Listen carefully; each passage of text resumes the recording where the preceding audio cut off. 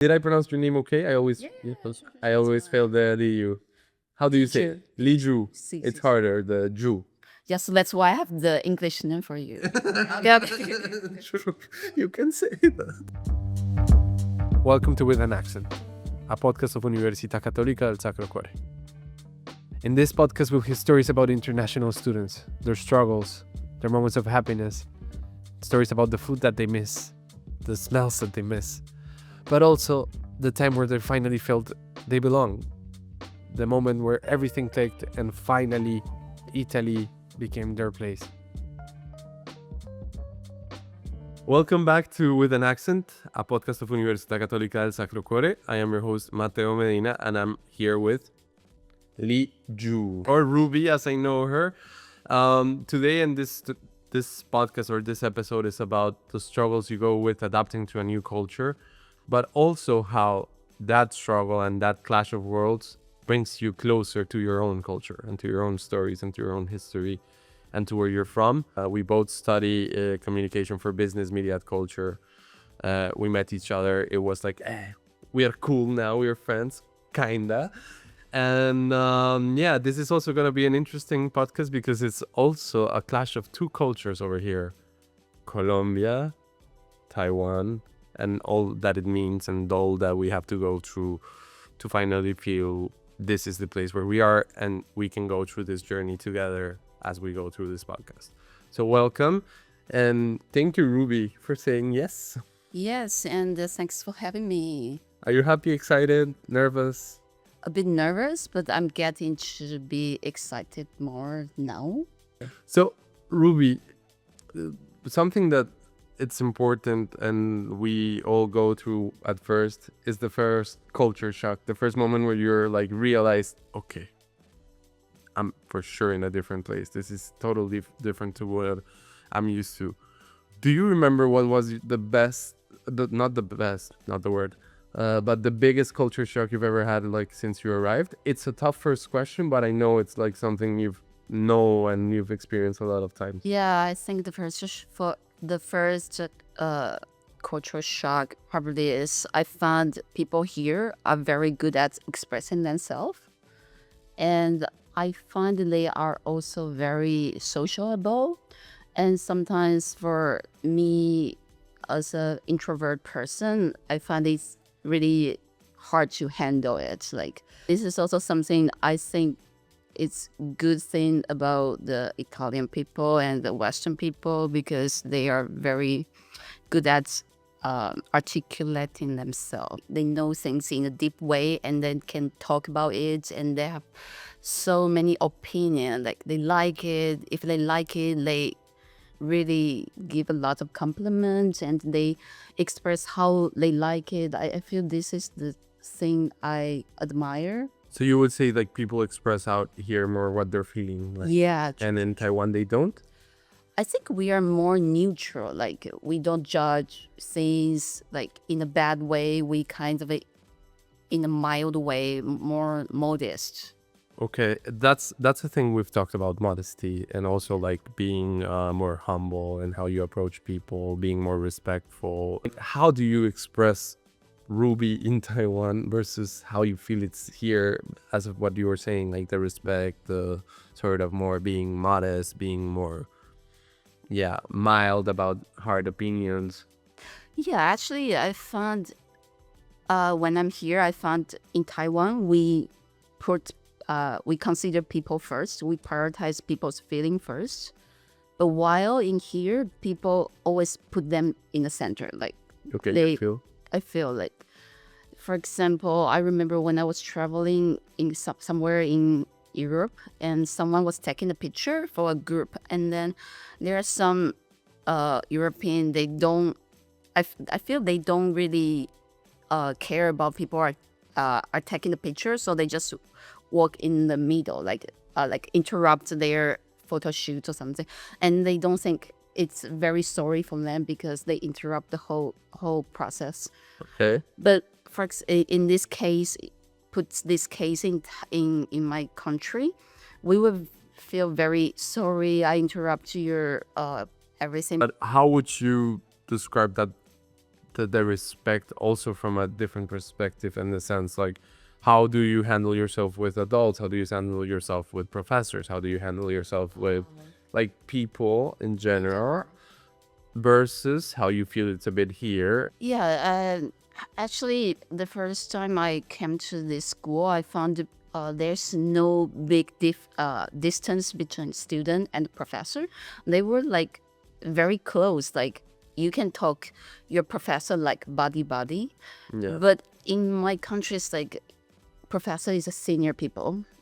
They are senior. They are educated. They are have more knowledge than you. So they are more like hierarchy wise. They are on the top. So you need to always respect them. And sometimes you take whatever they say and like you don't challenge them because they have more knowledge than you. So that's what I feel a bit different here. It's totally different, for example, where I'm from. Like in my case, like you see a professor, yes, you see as a person that's knowledgeable, but we are not a vertical culture, at least where I'm from. In Colombia, we're pretty much horizontal with everyone. You do have a respect towards elders and towards people that are from, for sure, high above you in different contexts, but you express that respect in a different way to probably how you guys do it. So it's interesting to understand that's like a different place where you stand from, because I used to be with my professors super close. It was not a lack of respect, but it was like where we framed and where our culture standed from. So also in that sense, like I understand what you mean, but what probably have you learned about the different way of standing from a professor? Do you think there's something that you can take from that you can be like, okay, this is actually cool despite of it being different to where I'm from? Yeah, it's cool. Like being a friend with the professor, and sometimes you create something like more different phrase, and you don't feel afraid of like talking to the professor. I think that's really good thing. And also, sometimes when you talking some senior, and you will feel more chill, and that's really a important things. I mean, you like to chill. But sometimes I feel being relaxed could be also too relaxed and doesn't have manner. Like Okay. you need to. I also sometimes balancing myself to behave well and also be chill. Like try to balance between these two things. Something insane. I remember you told me, you were like, Milan is so slow, and I was like, slow? How is Taiwan? Like, if Milan is slow, I cannot handle. Yeah, true. I could not handle Taipei. I could not handle everything. Like, what are those shocks or what are those stories that you think of and you're like, my God, why are they so slow? I need them to go faster. Why are they so different to me? Like, there wasn't a day where you were at home sitting like, I cannot anymore. They are so slow. I need them to move fast. I need them to be more active. Or Yeah, actually, I find sometimes it's very less productivity here. Like, what do you mean? I try to balance my work. Please. No, it's fine. It's fine. It's fine. Less productive. Less fast, let's say. Okay. So for example, if I go to some cafe, like because in my country we are very care about the efficiency. Like so, for example, if you go to cafe, you see a long queue, you'll be oh my God. Oh, F word, we bleep it. Oh my God. I'm gonna wait for a long time. Okay. So then you would be stressed out. But here it's like you see a lot of people. Okay, let's talk to them and enjoying the coffee. Is that a bad thing? It's a bit waste of time. So having a nice conversation with someone, are you wasting your time right now? No, sometimes. No, but sometimes some conversation is unnecessary. Like you will.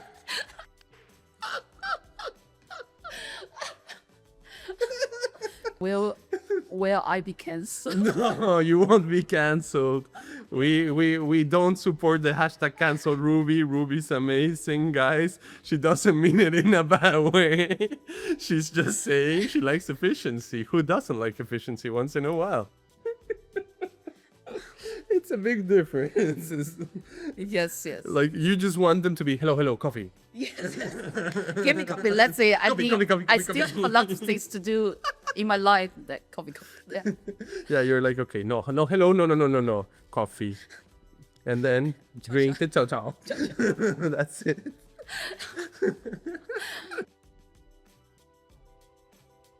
But I feel sometimes I try to balance myself. So sometimes this small talk actually can brainstorm a lot of things, like creativity in your life. I try to balance myself. You've learned also from that. Yeah. Sure. You're trying to learn Italian. So, for example, that small talk in the morning with your buddies, that could be a great time to be like, ciao. Come Tutto bene? Come stai? But sometimes I find come stai is really fake. You don't really mean it. Like it's okay. It's You don't really want to know how the person is. No, or you mean, okay, I get what you mean. It's true though. No, it's fine. I get it for sure. Yeah, you understand what? Yeah, I understand what you mean. But let's say, do you remember one time we were in Bocascena and first time I actually tried to speak Italian with someone and I joked with the waitress and she actually laughed about it. Sure.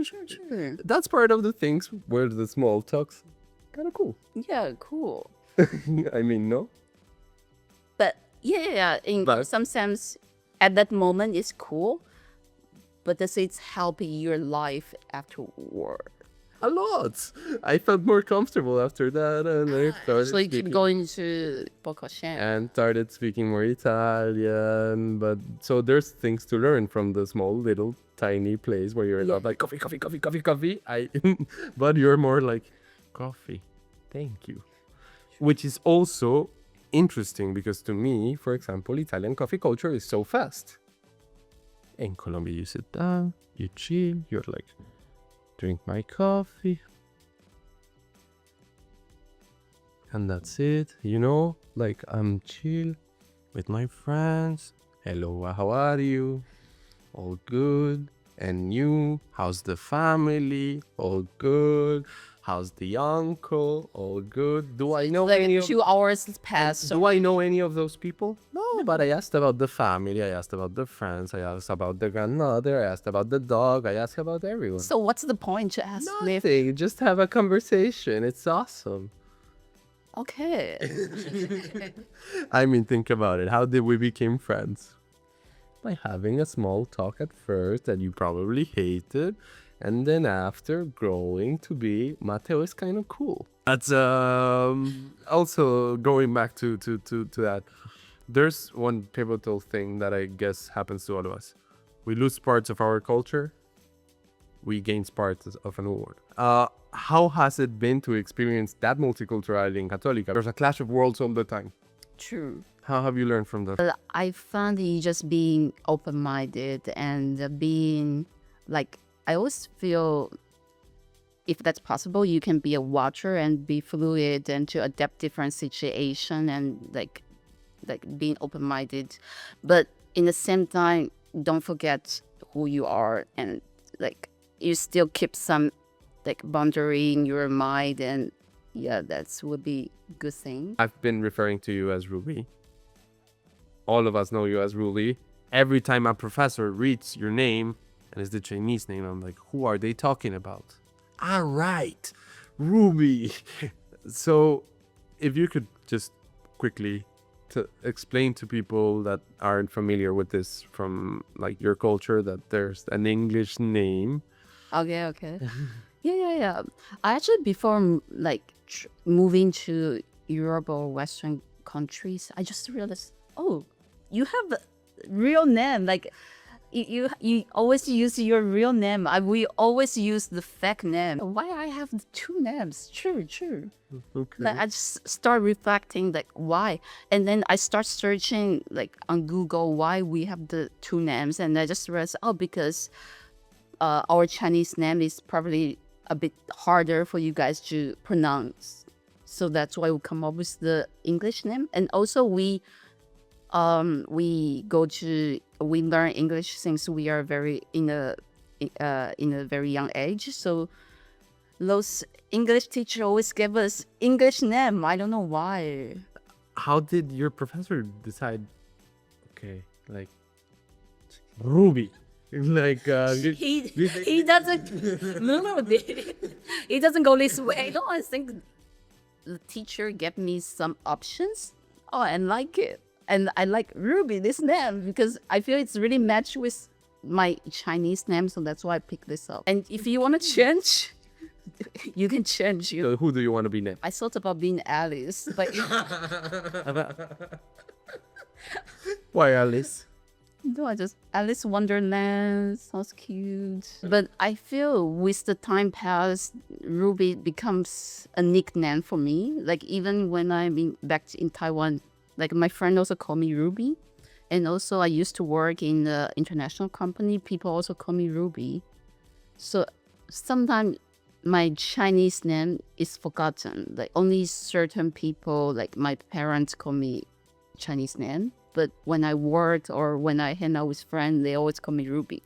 So it's like nickname. But actually, I thought about one idea that sometimes if I'm being Liju, I have more Chinese culture like in my mind, and when I being Ruby, I more Western like culture, like I am open minded.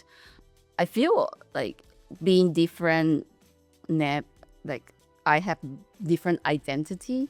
Okay. I feel like being different role in my mind. Ruby, one final thing that I think matches perfectly with that. No, sorry. Now I'm not even talking to Ruby. I'll talk to Liju. We wanted to give you the chance to talk to Liju, who first moved to Milano, and express to yourself what you would have told when you moved here for the first time. Like, give yourself advice. So, prego. I find it's very weird to speak Chinese now because, like, I find it's hard to like translate the language sometimes. I know. Yeah. Me pasa lo mismo. It's the same for me. Yeah. So, should I get started with the Chinese? Yes. No? Yeah. Okay. 我觉得在来之前应该要先把意大利文学好，一些简单的单字或是基本的沟通，学一些基本上日常基础用得到的话，可以对你的生活非常的有帮助在这里。 Honestly, thank you. I'm happy to have you as a friend. Happy to have you on the podcast. Happy to have learned all these things from you. And I'm sure everyone that is watching the podcast learned a lot from you. And everyone there's probably another Taiwanese that wants to come to Cattolica and is like, wow, I can be here and I can learn. And I can have a friend that is from the opposite side of the world. Hi everyone, I am Liju, aka Ruby, and I'm from Taiwan. Thanks for listening to this podcast. Thank you. A language is deeply connected to the culture. For Ruby, learning a basic elements of Italian can help a lot to finally feel comfortable in Milano and comfortable in the place that she lives.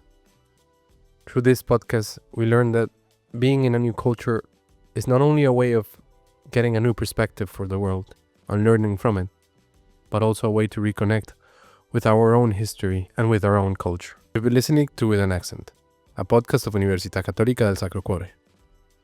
A special thank you goes to Istituto Toniolo for letting us use this beautiful room to have our interviews. I am your host, Mateo Medina, and we hope to see you next time. I'm probably gonna ruin this Chinese, but 再见. Bye bye. Ciao ciao.